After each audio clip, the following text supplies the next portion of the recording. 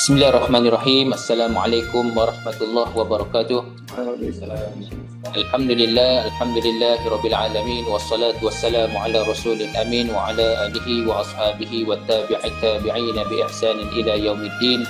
Rabbi shrah li sadri wa yassir li amri wahlul 'uqdatam min lisani yafqahu qawli. Allahumma iftah 'alaina hikmataka wanshur 'alaina min khazaini rahmatika ya arhamar rahimin. Subhanaka la ilma lana illa ma 'allamtana innaka antal alimul hakim. Saya yang dihormati pengarah ISDEF Prof. Madya Dr. Syahir Akram Hassan, Prof. Emeritus Dr. Muhammad Syukri Saleh selaku pengasas ISDEF,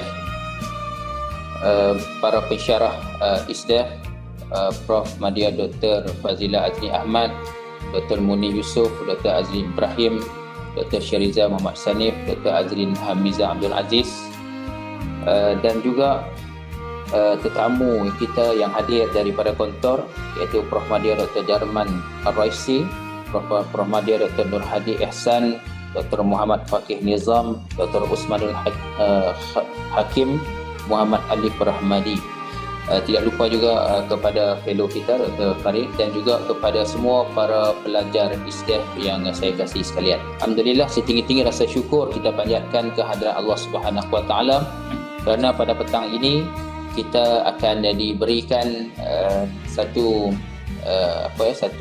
mutiara-mutiara yang akan hadir daripada pengasas kita di dalam tarbiyah pengasas pada petang ini. Alhamdulillah, kita akan saya nak mempersilakan kepada Dr. Osman untuk bertanya soalan kepada Prof. Emeritus Dr. Muhammad Syukri Saleh, dan seterusnya Prof akan terus menjawab soalan tersebut. Jadi silakan Dr. Osman. Bismillahirrahmanirrahim. Assalamualaikum warahmatullahi wabarakatuh. Yang kami hormati pengarah ISDEF Profesor Madya Dr. Syahir, yang kami hormati, kami muliakan ayahanda pengasas ISDEF Profesor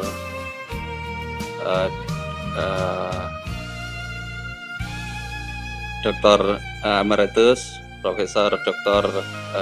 Muhammad Syukri Saleh, pensyarah semuanya yang berbahagia, hadirin yang berbahagia. Alhamdulillahirabbil alamin, pada kesempatan hari ini pada masa puasa, semoga pertemuan ini memberikan berkah dan menambahkan ketakwaan kita kepada Allah Subhanahu wa taala. Salawat beserta salam semoga tercurah kepada junjungan alam baginda Rasul Muhammad sallallahu alaihi wasallam. Adapun pertanyaan yang ingin kami sampaikan adalah terkait dengan sebuah latar belakang semasa kami kecil menuntut ilmu di surau, belajar di pondok pesantren. Kami diberikan ajaran oleh tok guru kami sebuah pepatah kebijaksanaan alam Melayu, yakni disampaikan bahwasanya patah tumbuh hilang berganti. Sebelum patah sudah tumbuh, sebelum hilang sudah berganti. Artinya adalah kita sebagai generasi penerus, kader dari guru-guru kita, ustadz-ustadz kita, itu hendaknya mengemban amanat yang berat, mengemban suatu cita-cita besar untuk berjuang menjayakan Islam. Oleh sebab itu, pada kesempatan petang hari ini, izinkanlah saya untuk bertanya kepada Profesor Syukri, bagaimana atau apa kiranya warisan-warisan. Warisan tentunya tidak hanya berwujud materi, tetapi warisan yang lebih utama adalah nilai-nilai, pandangan hidup, arahan-arahan, sehingga kita dapat melanjutkan apa yang sudah dikerjakan oleh penerus kita, khususnya di sini yakni di ISDEF. Apa warisan yang diwariskan kepada kader-kader penerus kita semuanya, sehingga nanti lembaga kita, institusi kita tidak mati terbengkalai, sehingga nanti lembaga kita, institusi kita bisa lebih maju berjaya di masa-masa yang akan datang. Demikian Prof, terima kasih kesempatannya. Akhirul kalam, wabillahi taufiq wal hidayah, wa ridha wal inayah. Assalamualaikum warahmatullahi wabarakatuh. A'udzubillahi minasyaitonir rajim. Bismillahirrahmanirrahim. Alhamdulillah rabbil alamin. Wassalatu wassalamu ala asyrafil mursalin. Sayyidina Muhammad wa ala alihi wa sahbihi ajma'in wa la hawla wa la quwwata illa billah. Astagfirullahaladzim, astagfirullahaladzim, astagfirullahaladzim. Yang dikasihi saya pengarah ISTEF, Timbalan Pengarah Profesor Madya Dr. Syakir, teman-teman daripada Gontor, Alhamdulillah, dan khususnya Pak Dr. Osman Nur Hakim yang bertanya, para pensyarah, para pelajar semua, dan juga teman-teman daripada luar yang mengikuti secara online. Assalamualaikum warahmatullahi wabarakatuh. Sebelum saya menjawab soalan Pak Dr. Osman ini, saya suka nyatakan dua perkara ya. Perkara yang pertama, apabila ditanya apa yang diwariskan kepada bakal penerus ISTEF, jadi ada dua cara yang boleh saya jawab. Yang pertama ialah apa yang saya secara peribadi wariskan kepada ISTEF, kerana barangkali ada orang fikir saya pengasas, maka adalah perkara-perkara yang diwariskan. Cara yang kedua ialah berbincang apa yang ISTEF wariskan kepada kepada penerus, kader-kader penerus ISTEF ini. Jadi ada dua cara. Dalam dua itu, saya suka mengambil cara yang kedua. Sebab kalau cara yang pertama dia bersifat sangat peribadi dan seolah-olah apa yang saya nyatakan itu waris daripada saya, maknanya dari peribadi saya ya. Sedangkan kita bercakap atas kapasiti ISTEF sebagai satu institusi. Jadi saya suka bercakap apa yang ISTEF wariskan kepada kader penerus ISTEF ini, bukan yang Syukri wariskan kepada kader penerus ini. Walaupun tak dapat dinafikan bahawa banyak pemikiran yang nak diwariskan itu, perkara-perkara yang nak diwariskan itu, asalnya daripada saya. Malah saya yang cuba memulakan pembinaan ISTEF ini, maka adalah idea-idea pemikiran dan juga tindakan-tindakan yang diambil yang boleh diwarisi oleh kader penerus ISTEF. Tetapi nampaknya apa yang telah disampaikan itu sudah diinstitutionalizekan, telah menjadi institusi dan telah diterima oleh ISTEF sebagai satu institusi. Alhamdulillah, dengan izin Allah Subhanahu Wa Taala, nampaknya tidak ada lagi lah sama ada kerana tak berani yang menentang apa yang kita sarankan dan juga cuba diwariskan kepada bakal penerus ini. Jadi secara umumnya lah, saya tak tahu secara peribadi, kita nampak apa yang kita bincang yang nak kita jadikan perkara yang nak diwariskan kepada penerus, kader penerus ISTEF itu nampaknya diterima oleh ISTEF secara satu institusi, dan itulah perkara yang kita nak bincangkan pada hari ini. Itu perkara yang pertama kan. Perkara yang kedua, apabila Pak Dr. Osman menerangkan tentang tuan-tuan guru di Gontor yang bercakap berkenaan dengan patah tumbuh hilang berganti, tapi agak interesting ya, belum patah sudah tumbuh, belum hilang sudah berganti. Ya, jadi ya, itu berlaku di Gontor, Alhamdulillah, dan agaknya di ISTEF pun ada kot. Sebab saya belum patah, masih lagi boleh pakai tongkat. Belum boleh pakai tongkat, tapi sudah ada gantinya, sudah ada gantinya, sudah ada tumbuhnya ya, tumbuhnya dah ada ya, dan saya belum hilang lagi, masih ada Alhamdulillah, dan sudah ada yang tumbuhnya, terutamanya dalam kalangan para pensyarah dan juga alumni ISTEF dan pelajar-pelajar ISTEF. So Alhamdulillah. Jadi nampak dia punya continuity itu tidak terputus ya, tidak terputus. Begitulah. Cumanya yang saya nak sampaikan ni, kalau nak dibandingkan Gontor, UNIDA dengan ISTEF ini, tak boleh nak dibandingkan lah ya. Sebab kalau dalam ilmiahnya disebut unit analisisnya agak berbeza. Unit analisisnya berbeza kerana UNIDA itu adalah merupakan sebuah universiti yang lama, kemudian dinaungi oleh sebuah konsentrat moden yang besar, yang kukuh, yang mantap, sama ada dari segi keuangannya, dari segi keilmuannya, dari segi sumber daya manusianya, dari segi pencapaiannya, maka sudah besar, sudah terbukti. Usianya pun sudah 100 tahun. Ya, berbanding dengan ISTEF ini hanyalah merupakan sebuah pusat yang kita panggil pusat Center of Excellence, itu pusat kecemerlangan penyelidikan. Ya, yang baru berusia 10 tahun, ya, secara rasminya 2014 dibina ini, diterima secara rasmi. Kemudian didaungi oleh sebuah universiti yang ditubuhkan hanya tahun 1969, jadi lebih kurang 56 tahun lah, 56 tahun USM ini. Manakala sebahagian daripada allocation, financial allocation, itu adalah daripada pemerintah, dan pemerintah melalui universiti. ISTEF pun bergantung kepada financial daripada universiti, walaupun ada ISTEF ni ada wakaf. Alhamdulillah, dengan izin Allah di USM ini, wakaf ISTEF adalah wakaf yang pertama yang ada di USM. Tapi selepas itu dibina satu wakaf di Central, di perangkat universiti, itu lebih besar lagi. Jadi kita ada wakaf, tapi penjanaan kewangan itu mungkin boleh diimprove lagi lah. Jadi kalau dibandingkan dua itu, kemudian kita lihat cabang pula ya, Gontor ini ada 20 cawangan ya, ada 20 cawangan ya, gitu ya, 20 cawangan.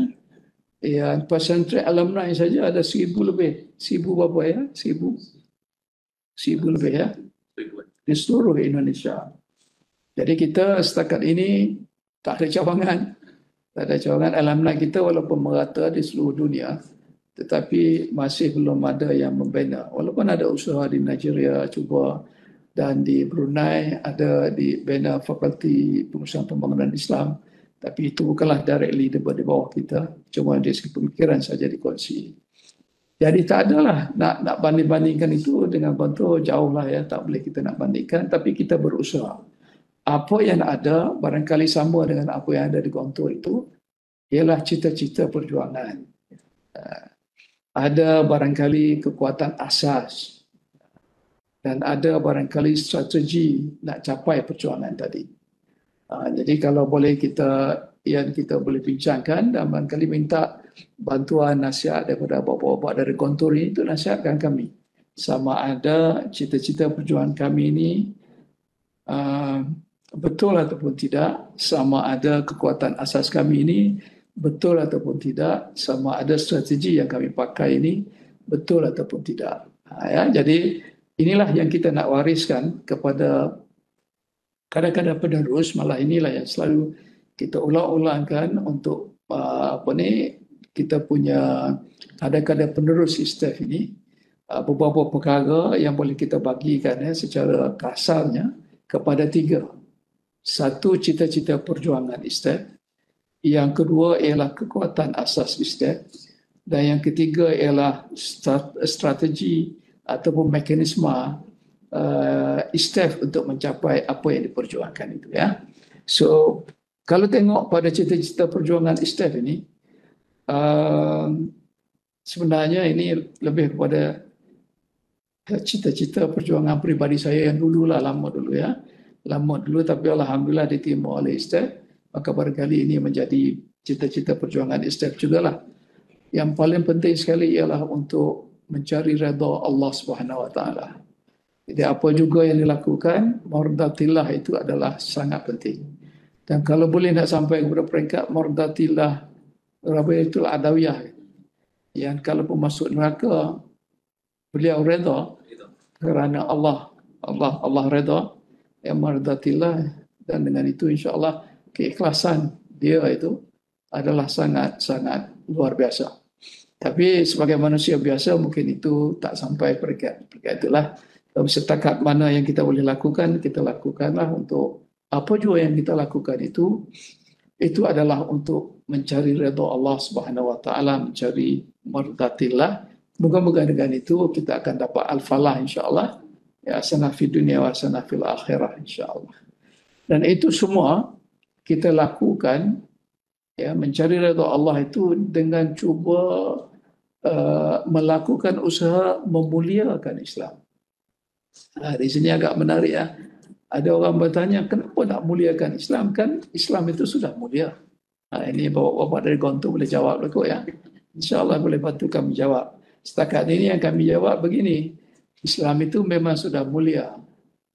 Tapi Islam yang diamalkan oleh orang-orang Islam masih belum mulia.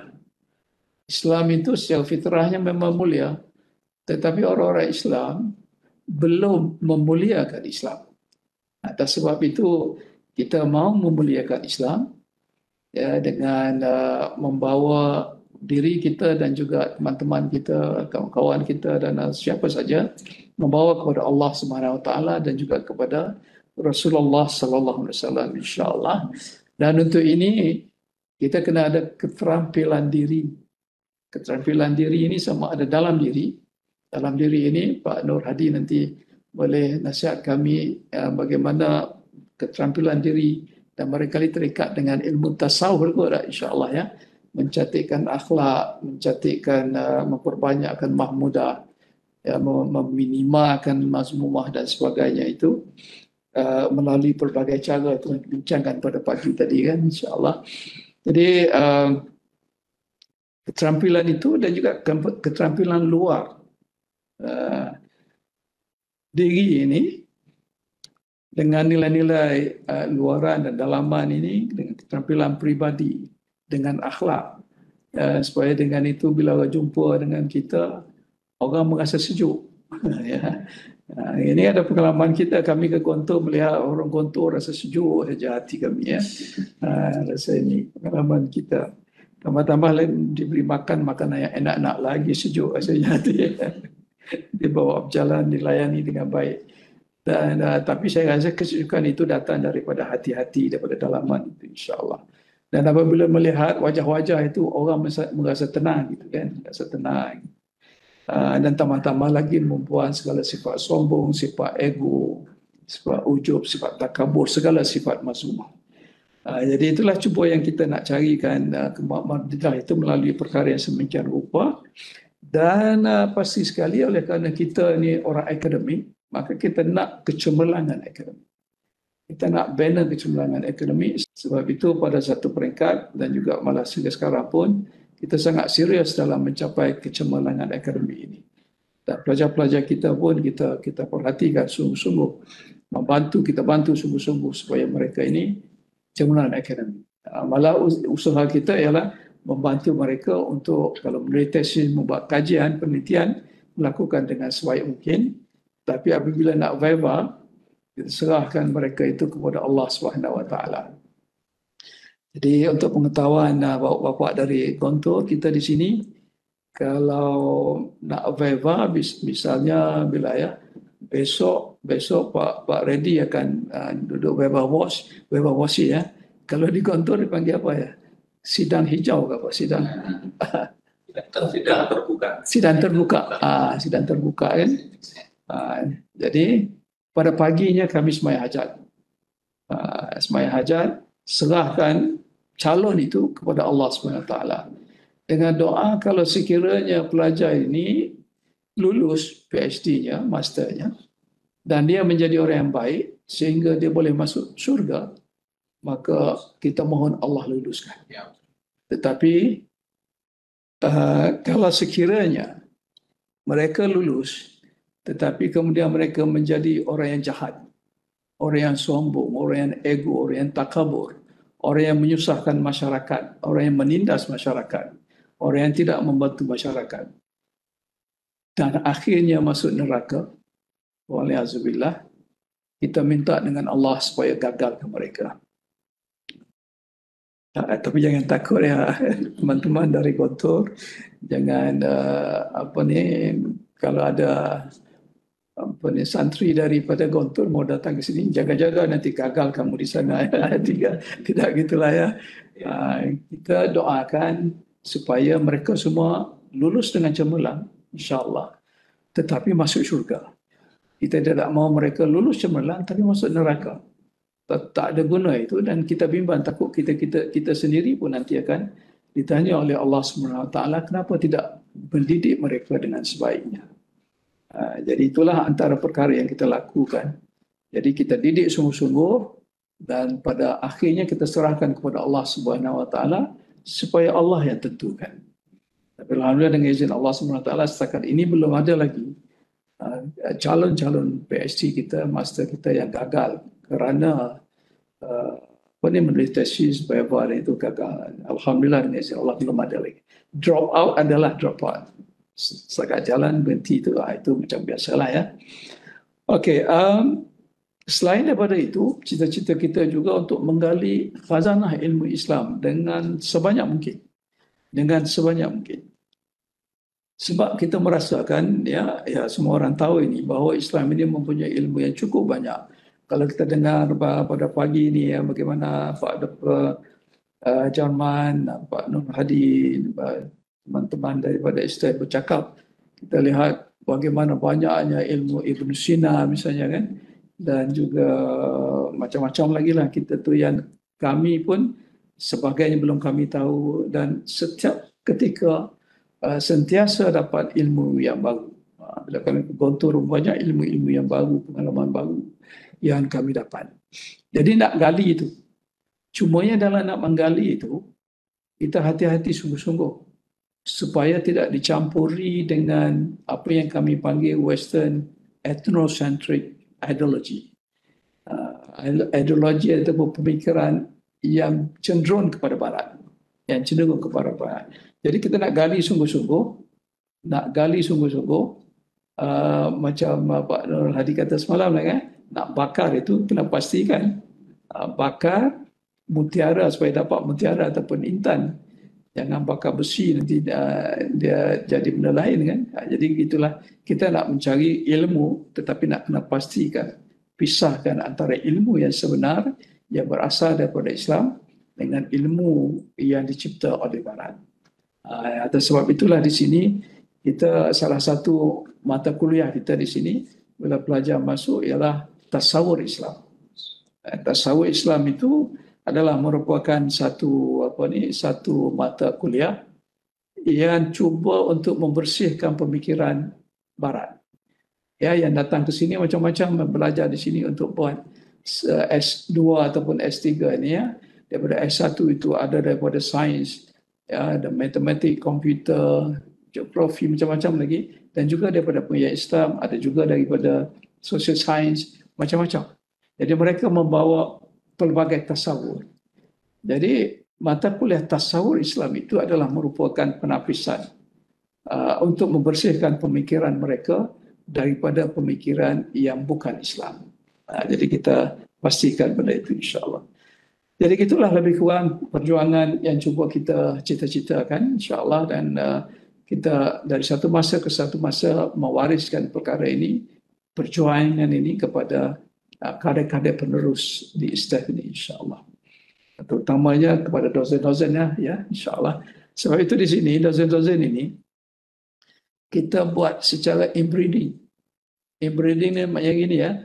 Inbreeding pensyarah di ISTEF ini, kalau mereka itu S1 tak kira di mana, tapi kalau S2-nya di ISTEF, maka mereka boleh dibenarkan untuk membuat S3 di mana-mana di seluruh dunia.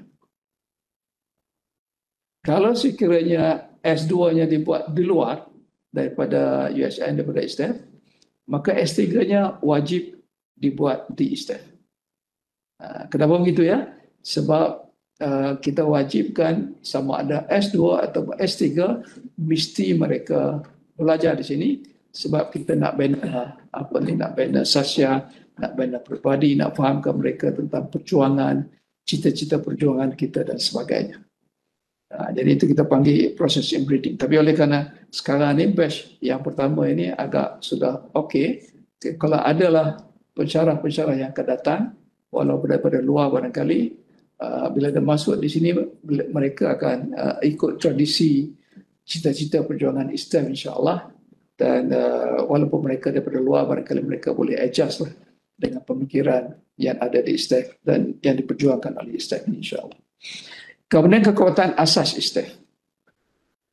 Kalau kita berjuang, tidak ada kekuatan asas, itu jadi rapuh lah, ya, jadi vulnerable, very fragile nanti, kan.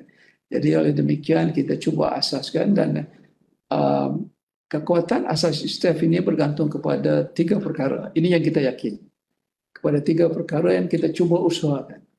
Perkara pertama ialah apa yang kita panggil sebagai iman dan takwa.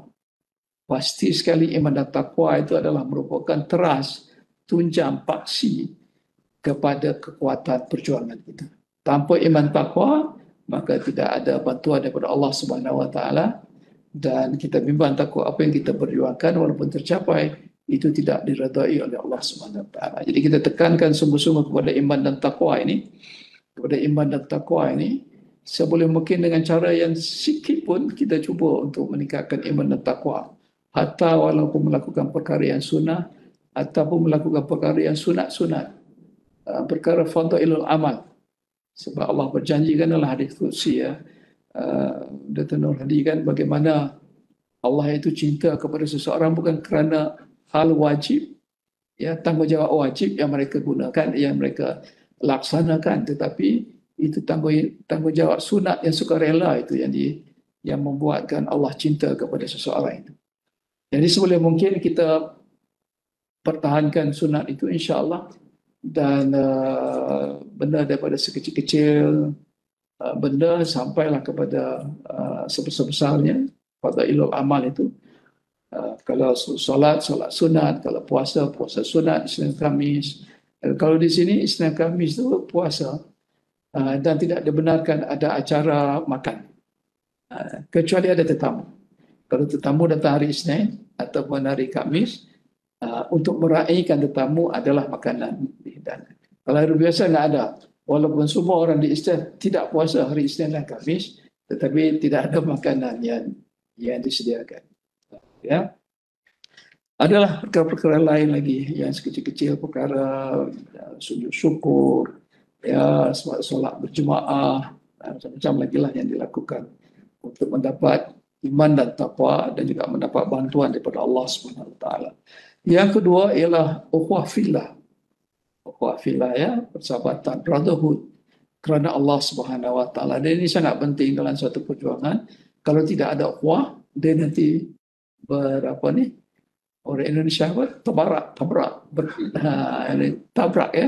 Nanti akan melanggar satu sama lain, nanti kita habis masa untuk menyelesaikan masalah. Kami kagum juga melihat contoh yang sebesar itu, tapi nampak aman damai. Tak tahulah dalaman bagaimana, wallahu a'lam. Tapi nampak alhamdulillah aman damai, cukup taat kepada Pak Kiai, dan alhamdulillah begitu pengorbanan yang dilakukan itu. Jadi di Islam juga kita cubalah untuk membina ukhuwah fillah ini, dan setakat ini saya secara peribadi belum dengar lagi ada perkelahian yang serius antara pensyarah Islam. Yang kecil hati itu biasalah, ya. Hari ini Dr. Sariza cakap kat saya macam ni, kecil hati saya, tapi dia maafkan, contoh. Ini contoh saja. Bukan betul, kan? Itu biasalah, kan? Kadang-kadang itu biasa dimaafkan, dilupakan. Ataupun kalau rasa perlu minta maaf, mohon maaf. Kalau perlu dia maafkan, awal-awal lagi dimaafkan. So alhamdulillah ukhuwah fillah ini nampaknya di Islam berjalan.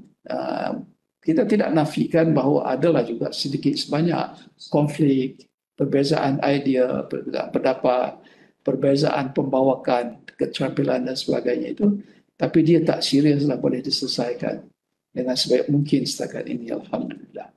Kemudian yang ketiga ialah keselarasan dan kefahaman, ataupun kefahaman dan keselarasan.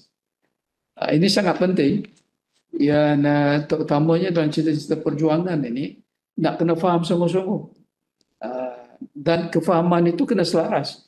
Jangan si A faham lain, B faham lain. Ya, itu kalau itu pun interpretasinya jadi berbeza-beza, itu juga akan membawa kelang kabut, akan membawa ini tidak ada persatuan. Jadi sentiasa sama ada dalam tarbiyah, di sini kita lakukan dalam setiap kuliah, sebelum bermula kuliah, maka pensyarah dosen akan bagi tarbiyah, tazkirah pendek. Dalam tazkirah itu akan sentiasa diperingatkan tentang perjuangan kita supaya masing-masing faham, ya, masing-masing faham dan selaras kefahaman. Jadi kalau kita keluar pun, bila dia bercakap untuk itu orang Islam itu, ya, macam kontur kan, kemana pergi pun kita nampak ini orang kontur ini, kita tahu kontur ini bagaimana. Ya, bukan saja wajahnya, keterampilannya juga, tapi pemikirannya juga, ya, cita-cita perjuangan juga, dan itu selaras, dan saya pergi ke mana-mana pun ramai berjumpa dengan teman-teman alumni daripada kontur. Dan kita bercakap soal kita dah faham dah ini kontur. Jadi itulah keselarasan yang patut ada dalam sebuah perjuangan. Alhamdulillah. Jadi itu 3 kekuatan asas, ya. 3 kekuatan asas, iman dan takwa, ukhuwah fillah, dan juga kefahaman dan keselarasan.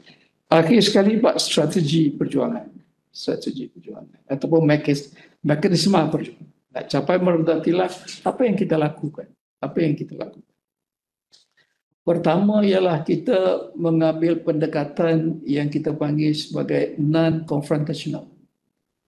Non-confrontational artinya satu sikap yang tidak konfrontasi, tidak berkelahi. Jadi kalau kita berjumpa dengan sesiapa pun, walaupun musuh, seboleh mungkin kita cuba selesaikan konfrontasi ataupun konflik secara aman damai.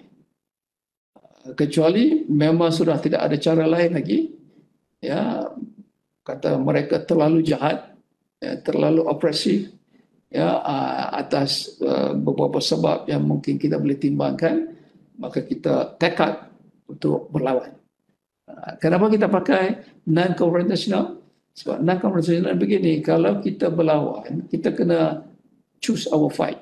Kita kena pilih fight, ya. Fight ni, choose our fight. Kalau kita nak berkelahi dengan orang, kita kena pilih-pilih. Kalau kita berkelahi dengan kanak-kanak, ya, kanak-kanak, kita tumbuk dia jatuh kanak-kanak tu, orang kata, oh hebat Pak Dr. Osman, kalah kanak-kanak tu. Orang tak heran, orang kata, apalah mengalahkan kanak-kanak. Itu bukan buku bertemu dengan ruas, kan. Jadi kalau kita berkelahi dengan itu, tak jadi. Ataupun kita berkelahi dengan orang yang terlalu hebat, terlalu besar, terlalu kuat, gagah. Macam siapa, ya, adalah contoh-contoh orang yang gagah. Tiba-tiba kita mau berkelahi dengan dia. Dia pegang kepala kita, pusing, kita sudah kalah. Jadi orang kata kesian, dia kalah, dia berkelahi dengan itu.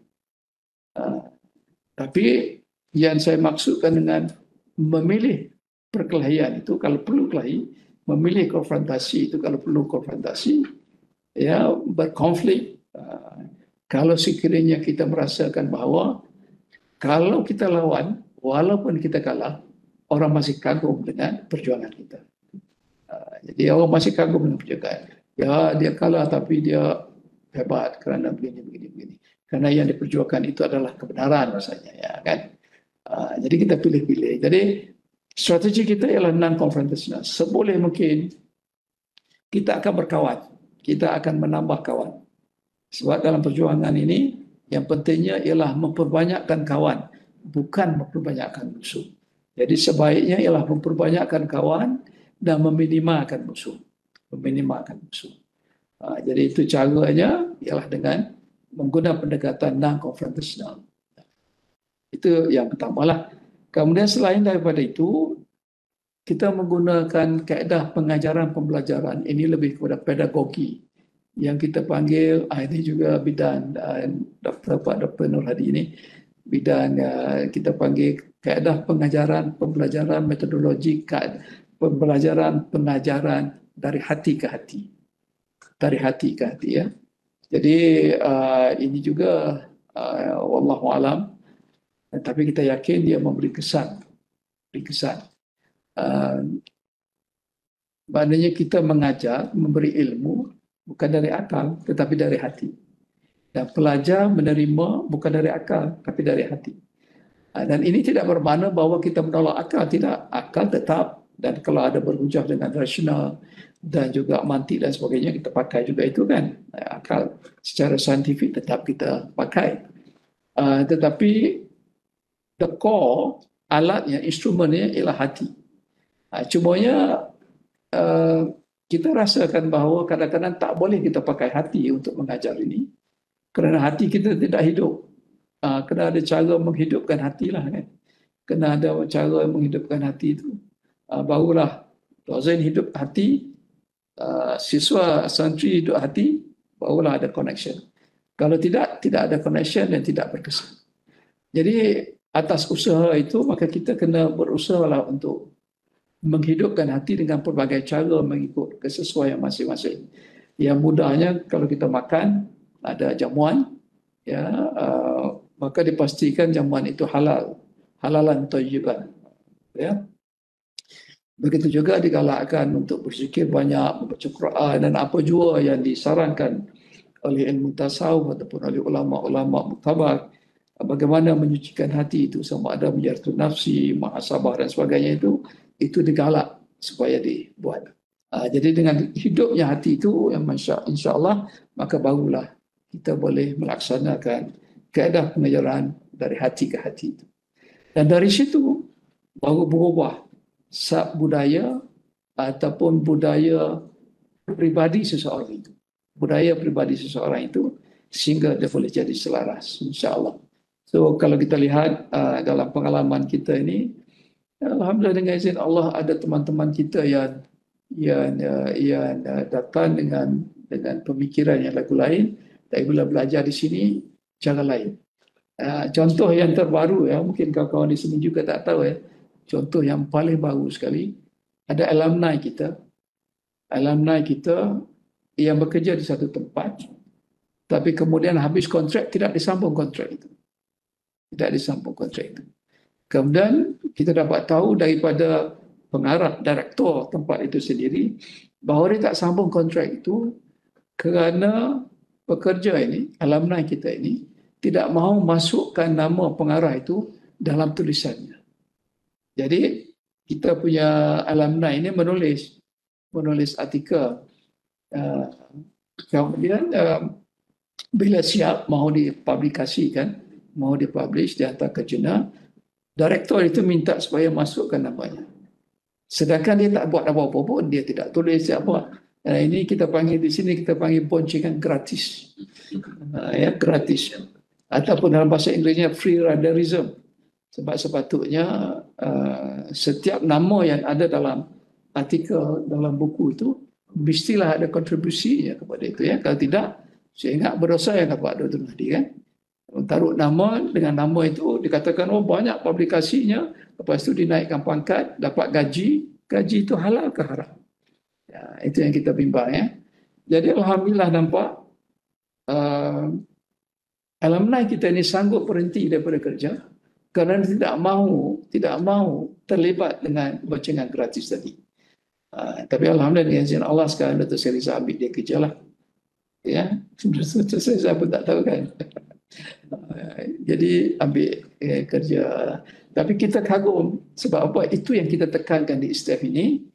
Sebab dengan kegilaan Scopus, dengan kegilaan Web of Science, dengan kegilaan macam-macam ini, ranking dan sebagainya ini, kita perhatikan ramai para akademik ini enggak kira apa-apa, asal namanya ada saja dalam publikasi, itu dilakukan.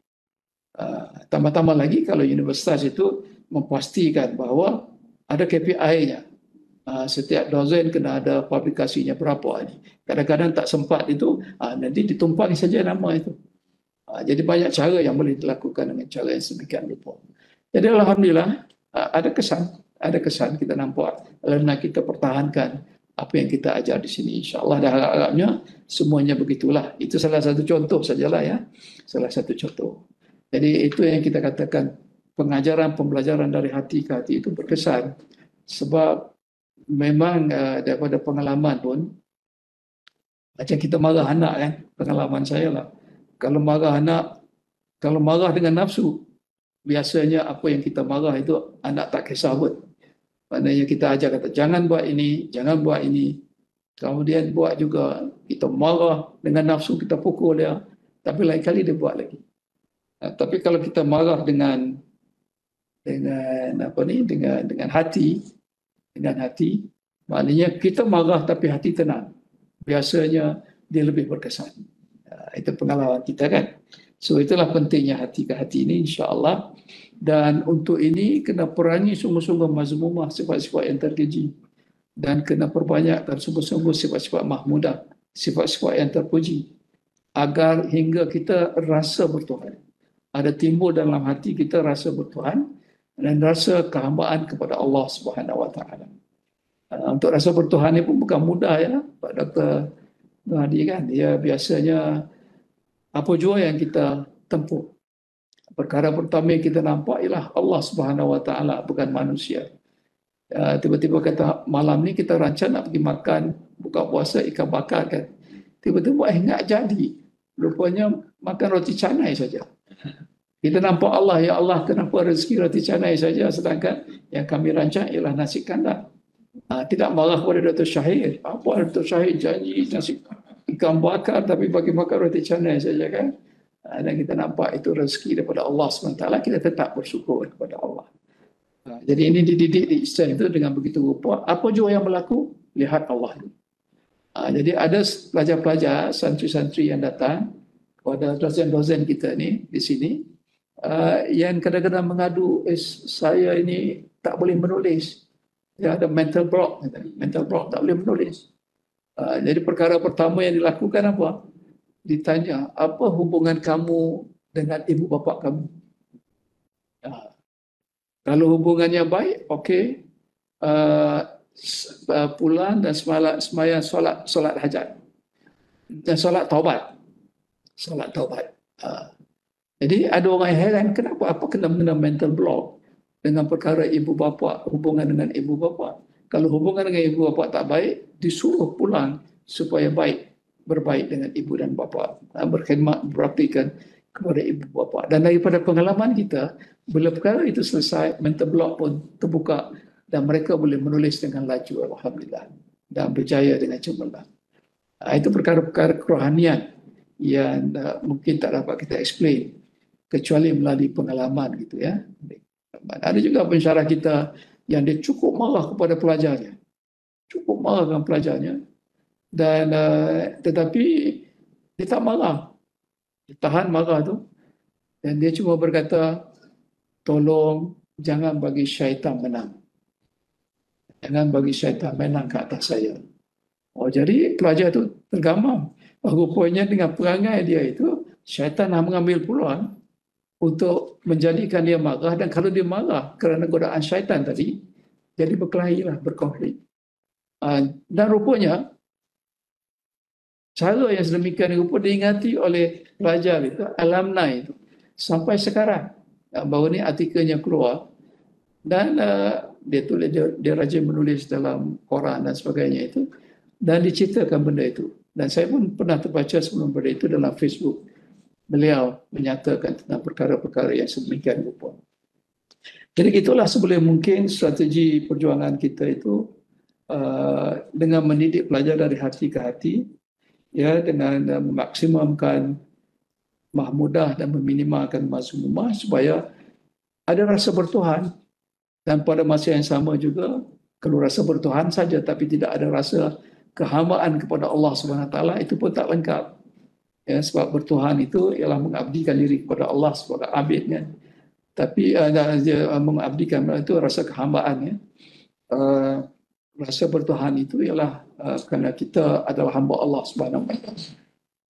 Jadi atas sebab itu kita tak mau santri kita, dosen kita ini hidup dalam keadaan ujub, dalam keadaan ego. Ya, sebelum mungkin jadilah orang yang tawaduk, insya-Allah. Jadilah orang yang menerah diri. Dan akhir sekali strategi kita ialah dengan tidak menggunakan apa yang kita panggil pendekatan akomodatif modifikasi. Akomodatif modifikasi ini begini. Katakan ramai orang buat ini kan. Dia mengambil idea daripada barat, kemudian itu accommodate, kemudian memodifikasikan idea itu dan mengatakan itulah Islam. Memodifikasikan kononnya menurut Islam, terutamanya dengan menggunakan ayat-ayat Al-Quran, dengan menggunakan hadis, menggunakan ijma' ulama, qiyas ulama, dan mengatakan itulah Islam. Ini berlaku dalam Islamic economics, ya. I think Dr. Farid would like to will be interested in this, yeah. So we are against the accommodative modification process or approach. Accommodation means you are accommodating the Western ideology, Western ethnocentric ideologies, modifying it by using Al-Quran, the verses of the Quran and the Sunnah of Rasulullah SAW, and then come up with a conclusion by saying that, oh, this is Islamic. And this is exactly what is happening in contemporary mainstream Islamic economics at the moment, including probably Islamic banking. So, we are not for that.